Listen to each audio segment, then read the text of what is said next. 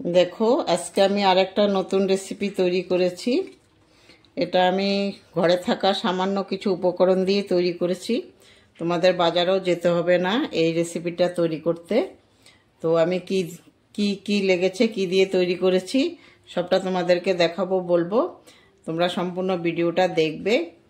আর যারা আমার ভিডিওগুলো দেখছো ইউটিউব থেকে এখনো সাবস্ক্রাইব করোনি, তারা ভিডিওটা দেখার প্রথমে সাবস্ক্রাইব করে পাশে থাকা বেল আইকনটা অবশ্যই প্রেস করে দেবে। তখন আমার ভিডিও দেওয়ার সঙ্গে সঙ্গে তোমাদের কাছে নোটিফিকেশন চলে যাবে। আর যারা ফেসবুক থেকে দেখছো অবশ্যই ফলো বাটনটা প্রেস করে আমার পাশে থাকবে, আর লাইক আর শেয়ার করতে একদম ভুলবে না। এই রেসিপিটা বাচ্চারা এত ভালো খায়, তোমরা একবার করে দেখো, তখন বুঝতে পারবে। আর চায়ের সাথেও খাওয়া যায়। তো আমি কি করে করেছি তোমাদেরকে সম্পূর্ণটা দেখাবো। চলো আমি তোমাদেরকে দেখাচ্ছি কিভাবে করেছি। প্রথমে আমি একটা ডিম নিয়ে নিচ্ছি।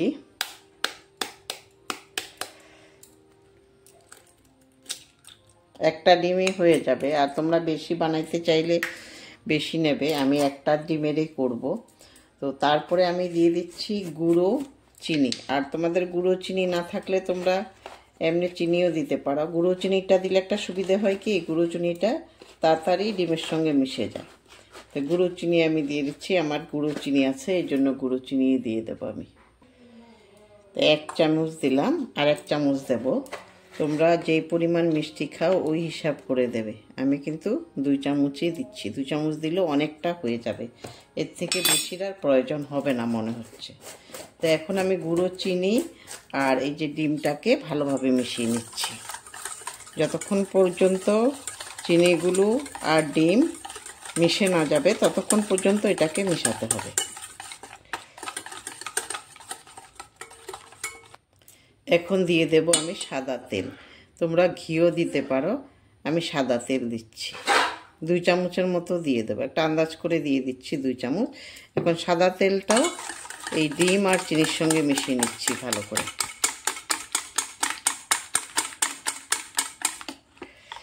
এখন দিয়ে দেব ময়দা। এই যে আমি 1 বাটি ময়দা নিয়েছি, এই ময়দাটা দিয়ে দেব। ময়দার পরে দিয়ে দেব আমি সামান্য নুন। এবার নুনের পরে দিয়ে দিচ্ছি আমি বেকিং পাউডার। বেকিং পাউডার দিয়ে দিচ্ছি। এখন এই সবগুলোকে আমি ভালোভাবে মিশিয়ে নেব।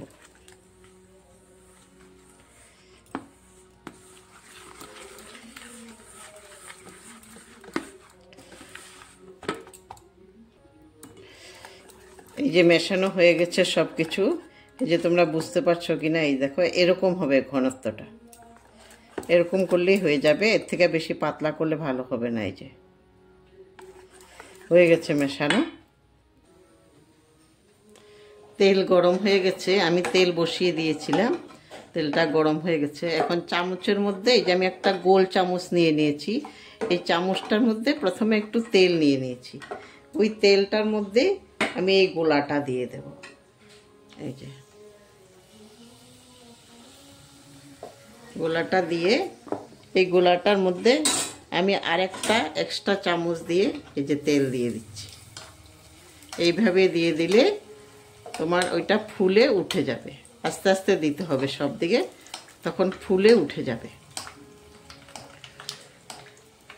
আর একটু কম দিলেও হবে, আর বেশি দিলে বেশি ফুলে উঠে যাবে, আর কম দিলে কম ফুলবে, ছোট হবে আর কি। কম ফুলবে মানে ছোট হবে এটা। এই যে দেখো কতটা ফুলে গেছে। এখন চামচ থেকে আমি এখানে দিয়ে দেব।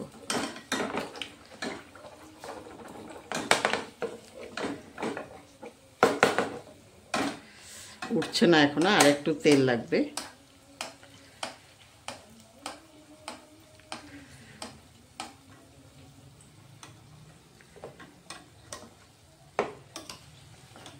এই যে উঠে গেছে, দেখো কতটা ফুলে গেছে, একদম চামচের সমান হয়ে গেছে। এই দেখো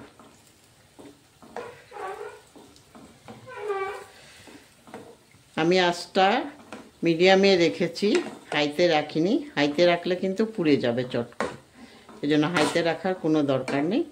মিডিয়ামে রেখে ভাজতে হয়ে যাবে। এই দেখো কত সুন্দর হয়েছে এটা। এখন এটা আমি তেল থেকে তুলে ফেলতে পারবো, হয়ে গেছে। এই যে এইভাবে আমি সবগুলো ভেজে নেব। তোমাদেরকে আরেকটা দেখাচ্ছি। আবারও এই যে চামচের মধ্যে আমি তেল নিয়ে নিয়েছি, তেল নিয়ে আবারও গোলাটা দিয়ে দেব।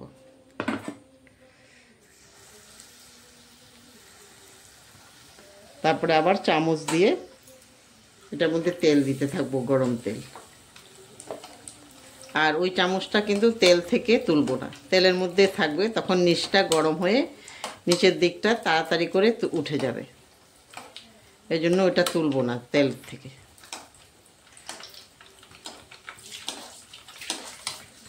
আর অনবরত এটার মধ্যে আমি গরম তেল দিতে থাকবো,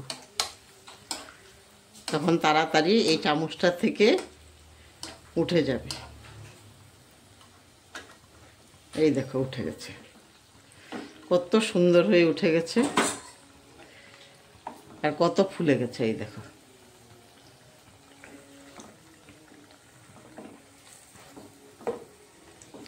তোমরাও এইভাবে করে খেতে পারবে ঘরে। বাচ্চারা তো ভালোবাসে, চার সঙ্গে খাওয়া যায় সন্ধেবেলা, আর চট করে হয়েও যায়, কিছু করতে হয় না। ঘরে থাকা যেগুলো উপকরণ আছে এগুলো দিয়েই হয়ে যায়। এটা হয়ে গেছে, এটা আমি তুলে ফেলছি। তারপরে আবারও আমি চামচের মধ্যে তেল নিয়ে নিচ্ছি, তেল নিয়ে আবারও আমি গোলা দিয়ে দেব।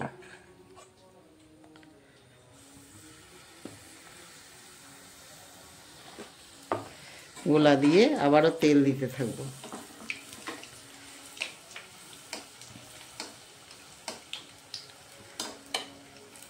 তেল উপর থেকে দিলে আর নিচের থেকে চামচটা কিন্তু তেল থেকে তুলতে পারবো না, তেলের মধ্যেই থাকবে।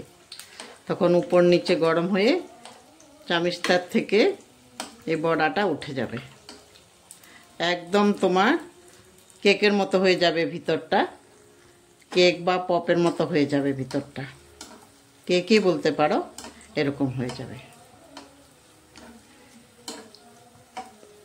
হয়ে গেছে, এটা এখন উঠে যাবে এখান থেকে। এই দেখো একদম ইজি উঠে যায়, কোনো কষ্টই হয় না। এই দেখো চট করে উঠে যায়।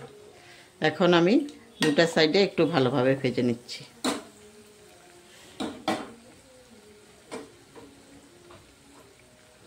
এইভাবে আমি সব পপগুলো ভেজে নেব। ভাজা হয়ে গেছে সবগুলো। এই দেখো কত সুন্দর হয়েছে। তোমরা একবার ঘরে করে দেখো, তারপরে বুঝতে পারবে। তাড়াতাড়ি হয়ে যায়, কেউ আসলো তাড়াতাড়ি করে আমরা চায়ের সাথে দিতে পারবো। এইভাবে একবার করে দেখো। আর আমার ভিডিওটা কেমন হয়েছে, আমার রেসিপিটা কেমন হয়েছে তোমরা একটু বলবে। আর লাইক শেয়ার কমেন্ট করতে ভুলবে না। ধন্যবাদ। সবাই ভালো থাকো, সুস্থ থাকো। আবার আর একটা ভিডিও নিয়ে তোমাদের সামনে হাজির হয়ে যাব। ধন্যবাদ।